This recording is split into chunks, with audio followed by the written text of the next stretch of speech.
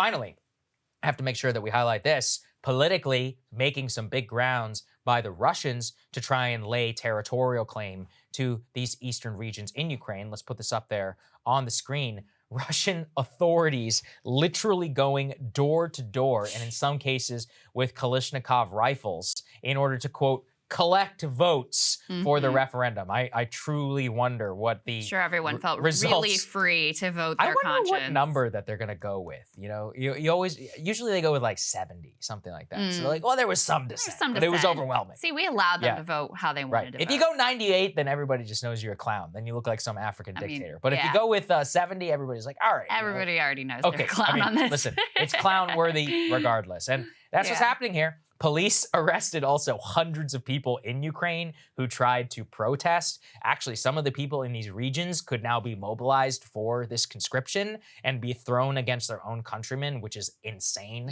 when you consider that. That is insane.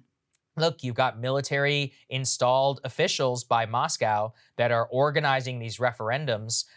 They'll probably release the votes, you know, whenever they find it most strategic. But as people point out, first of all, these are war-torn regions. Half the people who were pro-Ukraine, they left to go back to the safe areas of Ukraine. Yes. So it's already ludicrous. Number two, the vote itself cannot be trusted whenever you literally have people going door to door, the military and Russian-installed authorities. They are trying to do this, however, to legitimize these regions in the eyes of the Russian constitution, like they did with Crimea, to then lay and start this as a war of defense and not of offense. So yeah, if we're just these defending regions, our territory. They can go, hey, we had a vote. They said they want to be part of us. We're just defending you.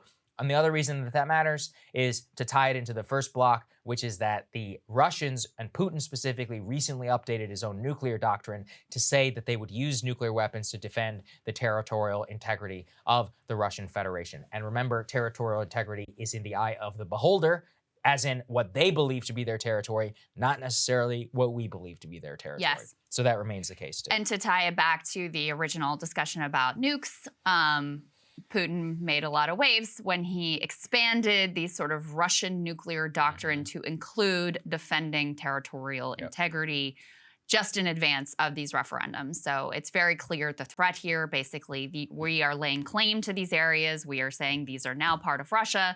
We are holding these sham referendums to give some fig leaf of a justification for why we're doing that.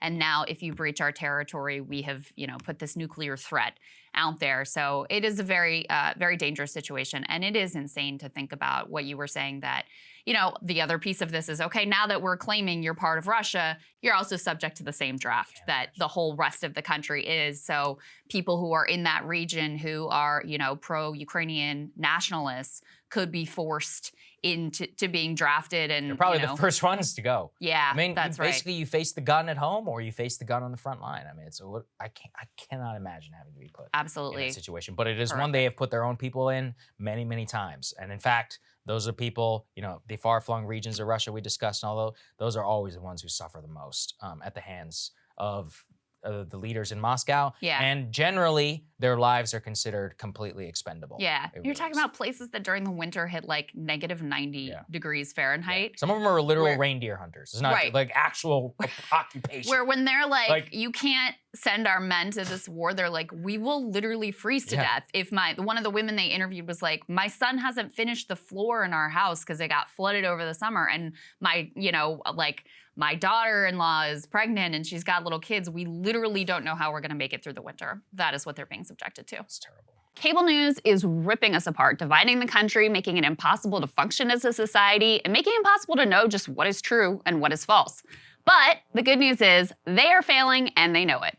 That is why we're building something new, a new mainstream, a healthier one, something more trustworthy, something that we are going to need in one of the most pivotal times in American history. We are building up here for the midterms, for the upcoming presidential election, but we need your help. So if you can help us out by becoming a premium member today at breakingpoints.com, we're trying to change America for the better and the entire world. So what are you waiting for, guys? Go to breakingpoints.com and sign up and help us build a new mainstream.